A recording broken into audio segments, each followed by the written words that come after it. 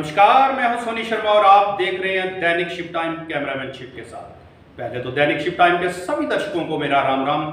फिर एक नई कड़ी के साथ जिला सांबा की बात करूं तो जिला सांबा हमेशा ही सुर्खियों में रहा है। किसी भी बात को लेकर चर्चा हमेशा रहती है जिला सांबा की। आज मैं बात करूंगा सांबा के सांबा जिला की पंचायत पंगदौर की बात करूंगा। वहां से रीना चौधरी जो सरपंच है वहां की, उनके साथ एलिगेशन लगाकर उनको जो रिमूव किया गया है पंचायत से, कहीं ना कहीं महिलाओं के सम्मान की बात है। और इस महिला पर जो सरपंच है, लेडी सरपंच है, कहीं ना कहीं से काम वहां पर अच्छा कर रही थी, किन लोगों को ये चीजें रास नहीं आ रही हैं, ये एक चिंता का विषय है। इनके साथ बात करेंगे हम। रीना चौधरी आज हमारे साथ मौजूद है। मैं रीना चौधरी से बात करूंगा। रीना चौधरी, सबसे पहले तो हमारे चैनल में आपका बहुत बहुत मैम एक बात करूंगा, जिस तरह से आपके ऊपर एलिगेशन लगाया गया है, रिमूव किया गया आपको पंचायत से, कहीं ना कहीं से लोकतंत्र की हत्या की गई है, कानून की धज्जियां उड़ाई गई, इस पर क्या कहना चाहेंगे आप? यहाँ पे लोकतंत्र का सबसे भद्दा मजाक है जो हमारी पंचायत में किया गया। अगर हम बात करते हैं जो मेरे साथ हुआ, अगर आप ऑर्डर की कॉपी देखेंगे तो उसमें साफ साफ लिखा है कि एलिगेशन प्रूव नहीं होते।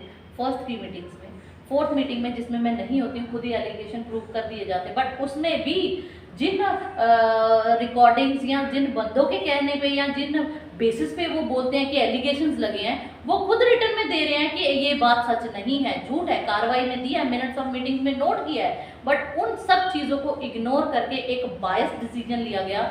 हमारे वहाँ के कुछ नुमाइंदे हैं जिनको हम लोगों ने खुद ही वोट डाल के बनाया, आज वही उन अपनी कुर्सियों का, चाहे वो बीडीसी हो चाहे वो डीडीसी हो, इन सब की मिली भगत से इन सब ने अपनी कुर्सी और अपनी पावर का गलत इस्तेमाल किया।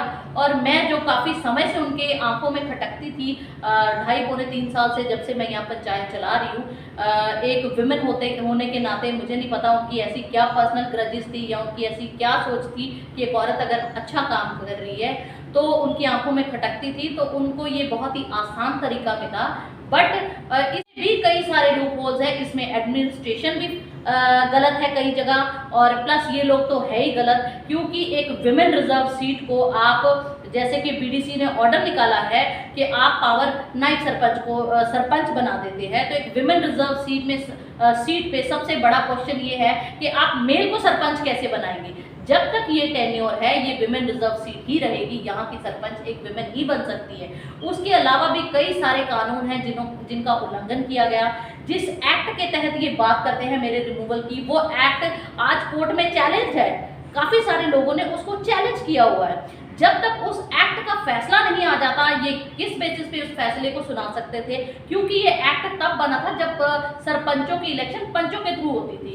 ये उसी एक्ट को लेकर 2/3 मेजोरिटी करते हैं और सोचते हैं कि हम उसी को घुमा फिरा के इसका गलत इस्तेमाल करके, मेरे जैसे कई और लोग हैं जो पीड़ित हैं या जिनके साथ ऐसा गलत हुआ है, तो ये और भी आगे ये मुहिम शुरू हो चुकी है। इनको बहुत आसान तरीका मिल गया है कि पंच से सीधे सरपंच तक की प्रमोशन का एक लूप होल उन्होंने निकाल लिया, एक जरिया उन्होंने निकाल लिया। फिर तो बहुत इजी है, बंदा सरपंच की इलेक्शन ना लड़े, पंच की इलेक्शन लड़े, और ये बस बीच के रास्ते काट के या कुछ लीडरों की चमचागिरी कर करके आप सीधे सरपंच बन सकते हैं। इसमें लोगों का बहुत नुकसान है, क्योंकि लोगों ने जिस सोच के साथ मुझे बनाया था या मुझ जैसे कई और सरपंच है जिनके साथ ऐसा हुआ था, लोकतंत्र के बारे में सोचा ही नहीं गया। लोगों ने जिनको वोट डाला वो उनके लिए इंपॉर्टेंट नहीं है, सिर्फ वो 5-7 बंदे, वो ग्रुप जो पॉलिटिकली फेवर करता है लोगों का, या पॉलिटिकली एस्टैब्लिश्ड पॉलिटिकली पावर में लोगों की चमचागिरी करते हैं, तो उनको आप अपने ही ग्रुप में शामिल कर लेते हैं और उनको आप सत्ता पे बिठाने की एक गंदी साजिश रखते हैं।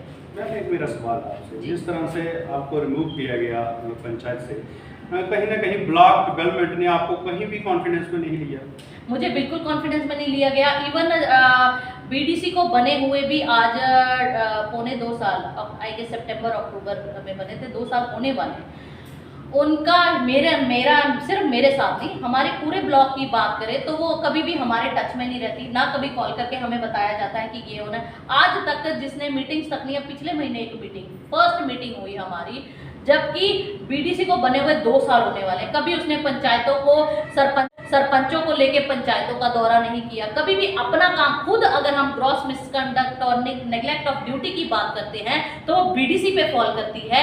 आप मेरा कार्रवाई रजिस्टर देख सकते हैं, उसमें मेरी अटेंडेंस चेक कर सकते हैं, मेरा काम करने का तरीका चेक कर सकते हैं। आप डिपार्टमेंट में आरटीआई लगा के या कोई डिटेल्स निकलवा सकते हैं कि मैडम का तरीका कैसे है। तो शायद यही वजह है कि सब जगह कहते हैं मैडम अच्छा काम कर रही है, मैडम अच्छा काम कर रही है। तो कुछ लीडर्स को मैं खटकती हूँ तो बस उनको ये जरिया मिल गया, मेरे बच्चों को अपने साथ मिलाया, उनको भड़काया।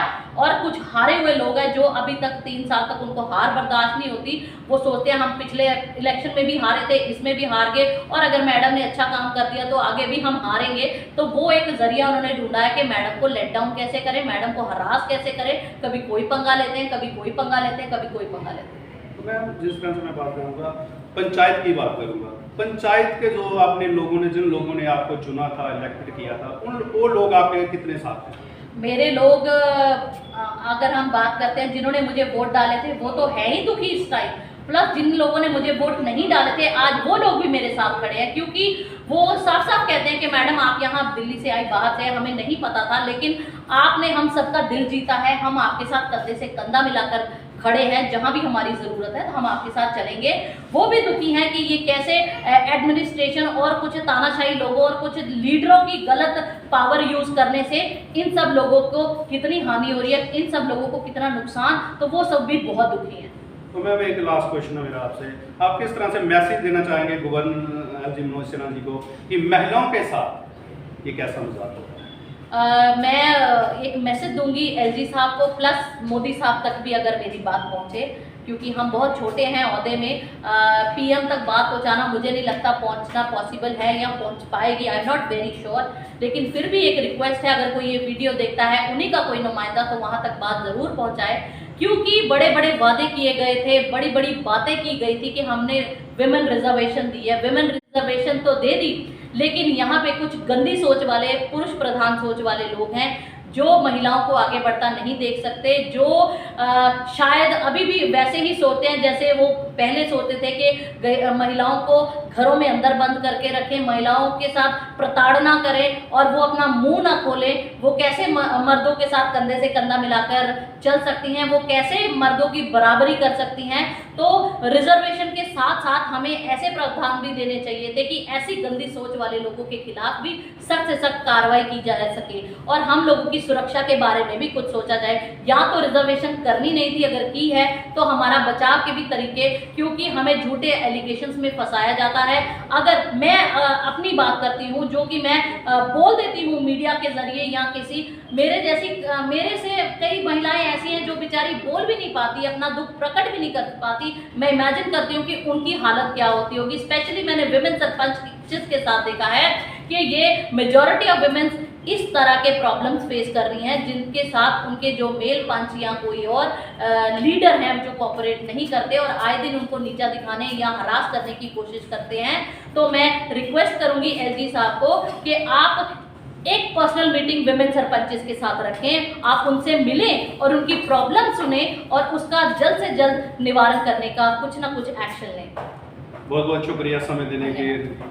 तो ये थे इंदौर पंचायत की सरपंच रीना चौधरी जी, जिन्होंने एलिगेशन लगाया, एडमिनिस्ट्रेशन पर भी एलिगेशन लगाया कि मुझे कॉन्फिडेंस में नहीं लिया गया, जे महिलाओं के जो सम्मान दिया जाता था, बड़े बड़े वादे किए जा रहे थे माननीय प्रधानमंत्री मोदी जी के द्वारा कि बेटी बचाओ बेटी पढ़ाओ, महिलाओं को आरक्षण दिया गया था, लेकिन कहीं ना कहीं ये चिंता का विषय बना हुआ है। फिर एक नई कड़ी के साथ, नए मेहमान के साथ, तब तक के लिए मुझे इजाजत दीजिए।